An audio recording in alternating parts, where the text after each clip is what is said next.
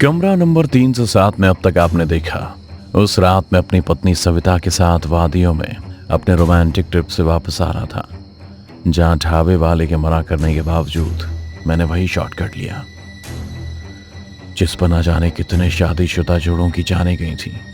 आगे जाकर यह शॉर्टकट हमारे लिए भी मुसीबत बन गया, क्योंकि हमारी गाड़ी का एक्सीडेंट हो गया। पर हम खुशकिस्मत थे जो सही सलामत जिंदा बच गए। सविता को ऐसा लग रहा था कि हमारे गाड़ी से किसी माँ बेटी की टक्कर हुई है, पर मुझे दूर दूर तक वैसा कुछ नहीं दिखा। गाड़ी खराब हो चुकी थी, इसलिए रात बिताने के लिए हम कब्रिस्तान के ठीक सामने वाले स्वर्ग होटल के कमरा नंबर 307 में ठहर गए। जहां मुझे तो नींद आ गई, पर सविता की रात बेचैनी और करवट बदलते गुजरी। उसे ऐसा लगा जैसे उस होटल में किसी भूत का साया था जो उसकी जान लेना चाहता था। सुबह हम वापस अपने घर के लिए निकल गए, पर इस होटल में हम गए तो सिर्फ 2 थे, लेकिन वापस हमारे साथ कोई और भी था, जिसकी भनक ना तो मेरी पत्नी सविता को थी और ना ही मुझे। तो वो कौन था जो हमारे साथ जा रही थी? जानेंगे अब आगे।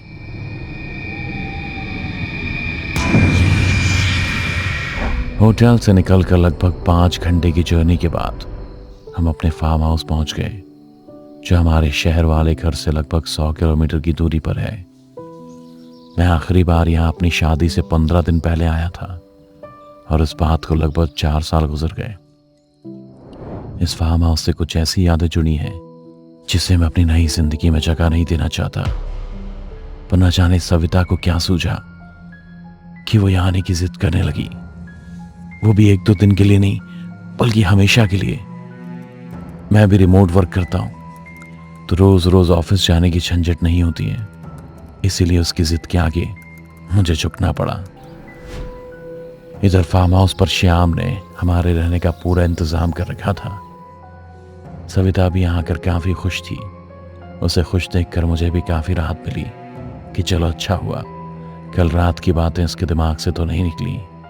अब दोपहर के बाद फिजाओं में शाम का रंग भी खुलने लगा था। शाम को क्लाइंट के साथ मीटिंग करने के बाद हम दोनों ने डिनर किया और बेडरूम में पहुंच गए।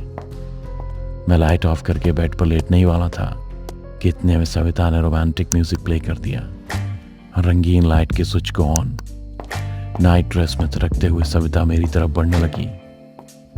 यूं तो मैं सोने जा रहा था, पर उसके मदहोश अदाओं को देख मेरी नींद भी उड़ गई और मैं भी उसकी तरफ बढ़ने लगा। उसके हाथ को थामते हुए मैंने उसे अपनी बाहों में भर लिया। तभी अचानक से फ्लक्चुएट होते हुए लाइट कट गई और बाहर से टॉमी की जोर जोर से भौंकने की आवाज भी आने लगी। मैंने सविता को खुद से थोड़ा दूर किया और श्याम को आवाज लगाते हुए कहा, श्याम, ये लाइट को क्या हो गया? पावर कट हो गया है साहब, और हमारे पास बैकअप भी नहीं है, खराब हो गया है। आप कहें तो जनरेटर ऑन कर लूं?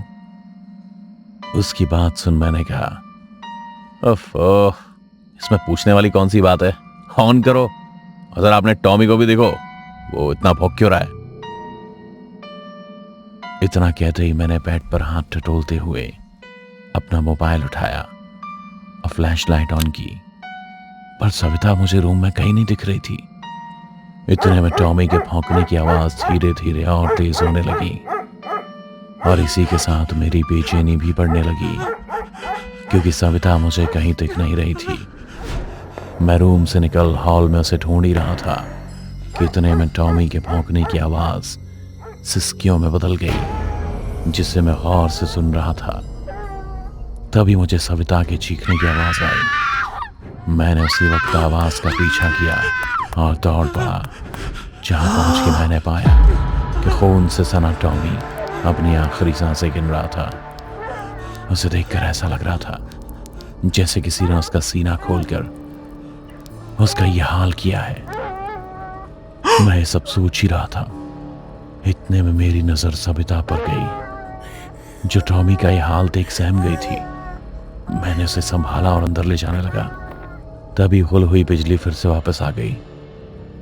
अंदर जाते जाते मेरी नजर श्याम पर गई, जो डर के मारे कांप रहा था।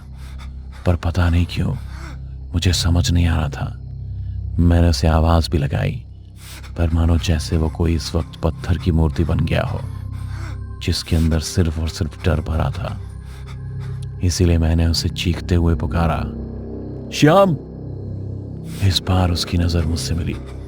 जी साहब। क्या हुआ तुम्हें, और ये सब क्या हो रहा है?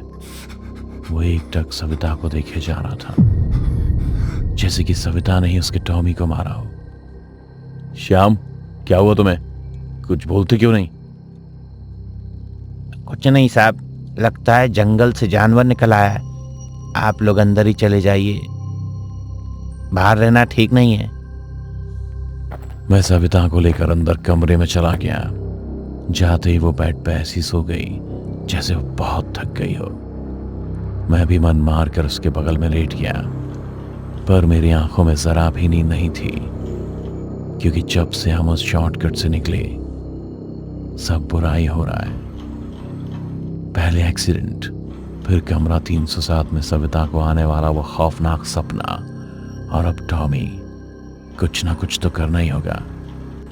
मैं सब सोच ही रहा था कि इतने में मुझे महसूस हुआ कि जैसे कि सविता ये देख रही है कि मैं सोया हूं या नहीं। इसलिए मैंने जानबूझकर सोने का नाटक किया ताकि मुझे सोता देख वो भी सो जाए। पर हुआ उसके ठीक उल्टा।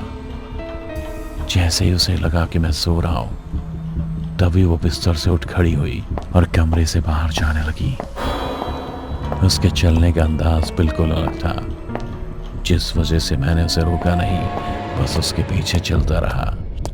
मैंने पाया कि वो बगल वाले कमरे में चली गई। मैं छिपकर उसे बाहर देखने लगा। वो ना जाने क्यों अलमीरा से उन कपड़ों को निकालने लगी जो उसके थे भी नहीं। ना ही सविता को ऐसे कपड़े पहनने का शौक था। वो कपड़े उस अलमारी में 4 साल से बंद थे, और सविता ने अलमारी में से एक वाइट कलर का गाउन निकालकर पहन लिया। मैं ये सब देखकर अभी हैरान था। मुझे समझ नहीं आ रहा था कि आखिर सविता इतना पुराना गाउन क्यों पहन रही है। जैसे ही वो बाहर आने लगी, मैं वहीं हॉल के कोने में छिप गया और सविता को बाहर जाते हुए देखने लगा। वो फार्म हाउस के पीछे जंगल में जा रही थी, जहां श्याम टॉमी को दफनाकर उस पर मिट्टी डाल रहा था। पर जैसे ही श्याम की नजर सविता पर गई, वो डर के मारे कांपने लगा, और न जाने सविता के बाजुओं में इतना दम कहां से आ गया था, जो उसने हट्टे खट्टे श्याम को गले से पकड़कर हवा में उठा दिया और उससे कहने लगी, तुझे क्या लगता है तू बच जाएगा? अरे तुझे तो मैं उस कुत्ते से भी दर्दनाक मौत दूंगी। सविता के मुंह से ये मरने मारने की बात सुन मेरा तो रोम रोम कांप उठा। हम मुझसे रहा नहीं गया और मैंने उसे चिल्लाते हुए टोक दिया, सविता, ये क्या कर रहे हो तुम? मेरे इतने कहते ही उसने श्याम को झटके में छोड़ दिया और खुद बदहवास हो जमीन पर गिर पड़ी। मैंने बिना देरी किए उसे वहां कमरे में ले आया। बेड पर सुलाकर उसके चेहरे पर पानी के छींटे मारने लगा, पर उसे होश नहीं आ रहा था। मैंने श्याम से कहा डॉक्टर को बुला लें, पर उसने कहा डॉक्टर से कुछ नहीं होगा साहब, क्योंकि सविता बीमार नहीं, पोजेस्ड है। एक पल को तो मैं उसकी बात मानने को तैयार नहीं था, पर जो सब कुछ सामने हो रहा था उसे देखते हुए मैंने श्याम से ही कुछ उपाय निकालने के लिए कहा। तो उसने एक तांत्रिक के बारे में बताया, जो हमेशा हमेशा के लिए रूह से सविता को दूर कर सकता है। पर वो यहाँ नहीं आ सकते, हमें उनके पास जाना होगा। पर फिलहाल के लिए हम पास के चर्च से पादरी को बुला सकते हैं। उस वक्त मेरे दिमाग में बस इतना चल रहा था कि सविता किसी भी तरह आंखें खोले, इसीलिए मैंने श्याम को पादरी को लाने के लिए भेज दिया।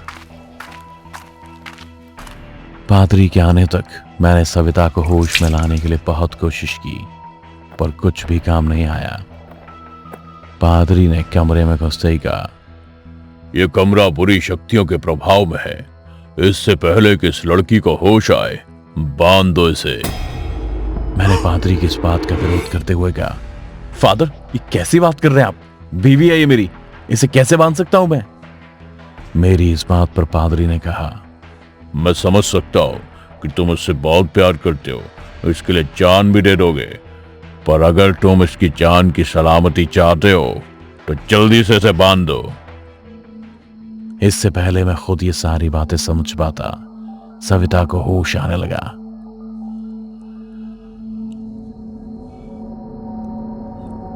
पर कुछ भी पहले की तरह नॉर्मल नहीं था। सविता की आंखें अभी खुली भी नहीं थी, पर वो अपने शरीर को ऐसे मरोड़ रही थी जैसे कि कोई रबर हो, और बिना ये सोचे समझे कि उसकी कोख में हमारा बच्चा पल रहा है। उसके चेहरे की रंगत बदलने लगी और पूरे शरीर पर ऐसे दरार आने लगी जैसे कि वो दीवार हो।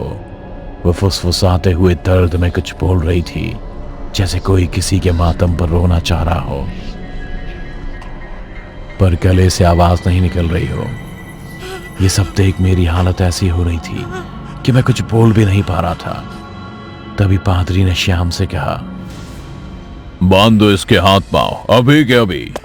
श्याम डरते हुए सविता के पास पहुंचता है और उसके हाथ बांधने के लिए जैसे ही उठाता है तो वही हाथ उसके गले को जकड़ दूसरी तरफ दीवार पर दे मारती है। श्याम दर्द से कराता हुआ वहीं गिर पड़ता है और सविता बेड पर पड़ी पड़ी अपने शरीर को और तेजी से मरोड़ने लगी।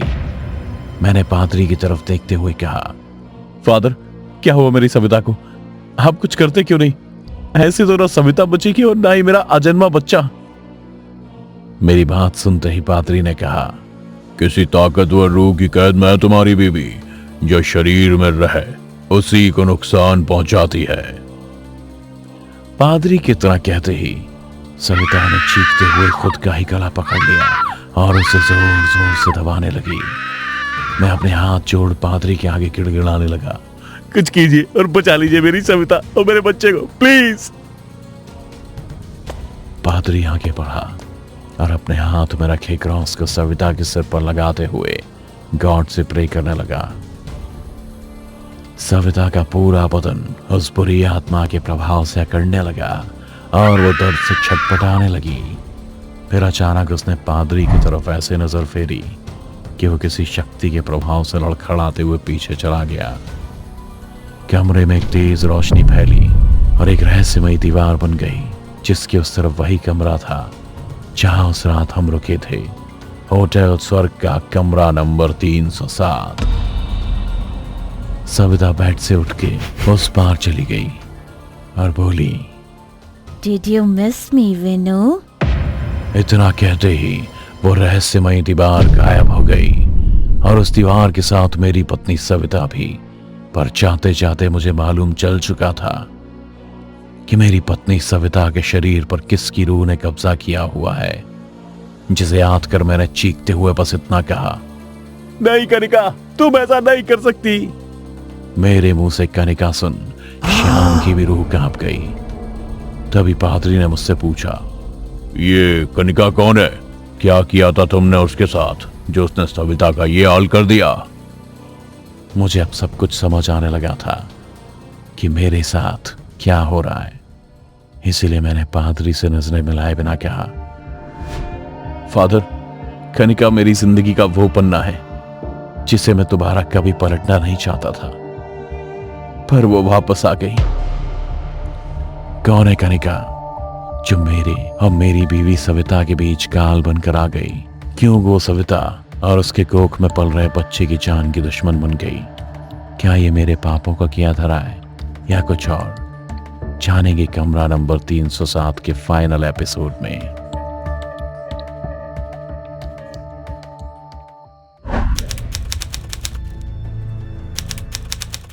डर से भरी ऐसी कहानी को देखते रहने के लिए अभी सब्सक्राइब करें टोरो टीवी हॉरर हिंदी। और अगर आप चाहते हैं कि आपकी भी डरावनी कहानी देखें दुनिया वाले, तो अभी भेजिए अपनी कहानी टोरो टीवी के मेल एड्रेस पर। हो सकता है अगली रूह कपा देने वाली कहानी आपकी हो।